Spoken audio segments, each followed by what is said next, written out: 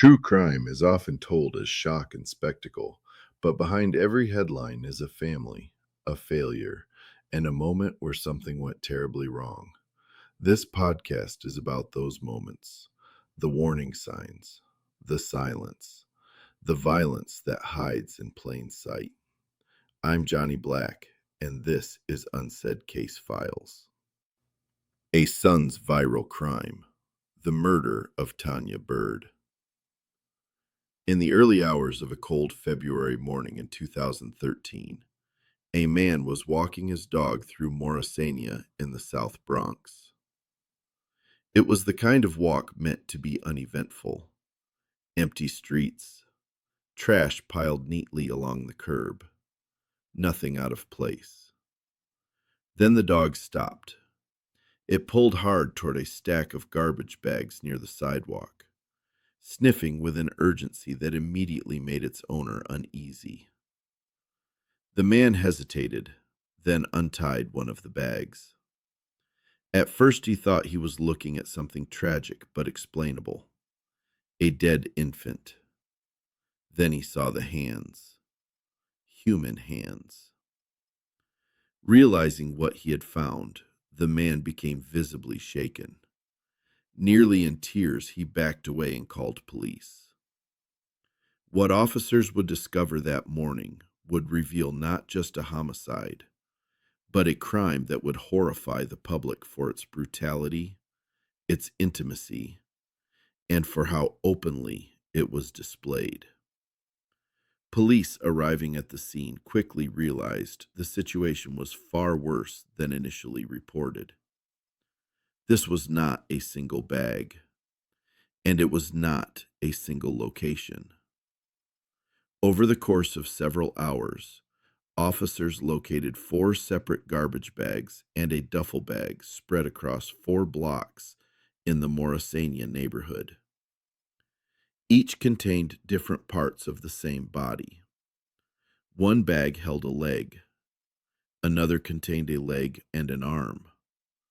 A third held part of a torso. In the final bag, police recovered a head, later identified through photographs. The victim was identified as 45-year-old Tanya Byrd, a home health aide who lived nearby. Medical examiners would later determine that Tanya Byrd died from a stab wound to the neck, officially ruling her death a homicide. The manner in which her body was dismembered and distributed told investigators something crucial. This was not a momentary loss of control. It required time, tools, decisions. Someone had not only killed Tanya Byrd, but attempted to erase her.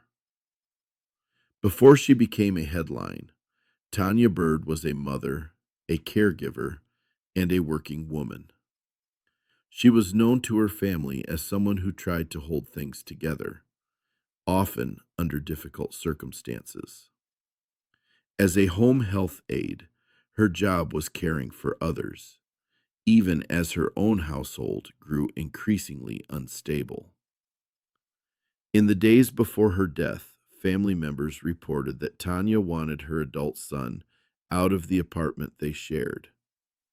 There were concerns, tensions, fear.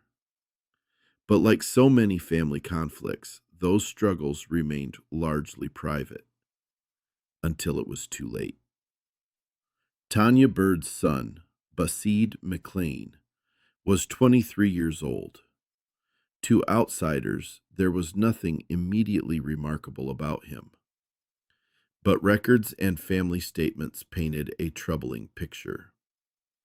McLean had a history of violence, including a prior arrest in 2010 for assaulting 2 police officers in Brooklyn.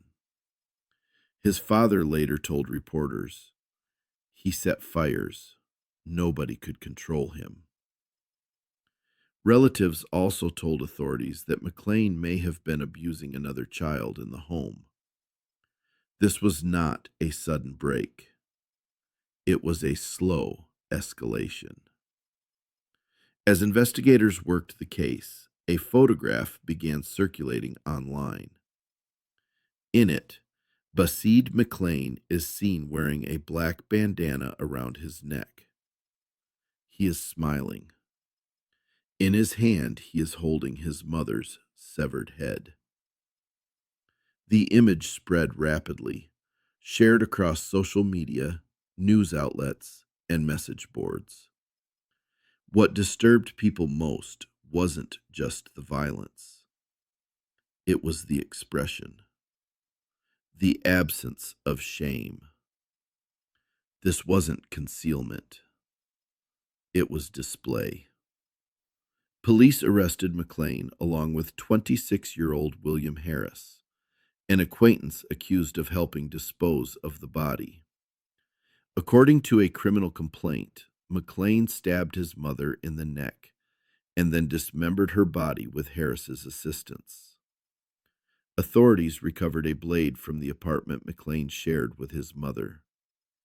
A saw was later found in Harris's home. Initially, each man implicated the other. McLean was charged with second-degree murder, hindering prosecution, and criminal possession of a weapon. Harris was charged with unlawfully dissecting a human body and hindering prosecution. During McLean's first court appearance, the public was confronted with another disturbing image. He appeared wearing a trash bag. His attorney explained that McLean had urinated on himself while in custody and was given the bag by court personnel to wear. In court, McLean told the judge, "I didn't do anything wrong." In December of 2016, nearly 4 years after Tanya Byrd was killed, the case reached its final legal conclusion. Bahsid McLean pleaded guilty to second-degree murder, admitting in court that he had stabbed his mother to death. He also pleaded guilty to unlawful dissection of a human body, acknowledging what he did afterward. The judge sentenced McLean to 25 years to life in prison for the murder of his mother. For the dismemberment and disposal of her body, he received an additional sentence of 1 1/3 to 4 years to be served concurrently. In other words, McLean will not be eligible for parole until he has served at least 25 years. His accomplice, William Harris, later pleaded guilty to hindering prosecution for helping dispose of the body. He was sentenced separately and ultimately served a significantly shorter prison term. At sentencing, McLean addressed the court and admitted responsibility for the killing, but no statement, no expression of remorse could undo what had already been done. The legal system could punish the crime. It could not restore the life that was taken. What makes this case so disturbing isn't just the brutality, it's how familiar the warning signs were. Family violence rarely announces itself loudly. It often grows quietly, shielded by privacy, denial, and the belief that domestic problems should stay domestic. In cases like this, the red flags tend to stack up slowly. Untreated mental illness, escalating aggression, dependence, resentment, and blurred boundaries within the home. It's critical to be clear. Mental illness alone does not cause violence. The vast majority of people living with mental health conditions are not dangerous. But when untreated illness intersects with entitlement, control, and access to vulnerable victims, especially within family systems, the risk increases. Another uncomfortable truth is what happens after the crime. The viral images, the fixation on the grotesque. Too often, the victim's life becomes secondary to the spectacle of their death. Remembering Tanya Byrd means resisting that impulse. It means asking difficult questions. What support systems failed? Who saw the instability but didn't know how to intervene? What resources were missing before violence became inevitable? True crime should not exist simply to shock us. It should exist to warn us all. The case you just heard is real, and its impact didn't end when the headlines faded. If you or someone you know is struggling with mental illness, domestic violence, or thoughts of harming others, help is available. Please seek it. Thank you for listening to Unsaid Case Files. New episodes drop weekly. Stay safe out there.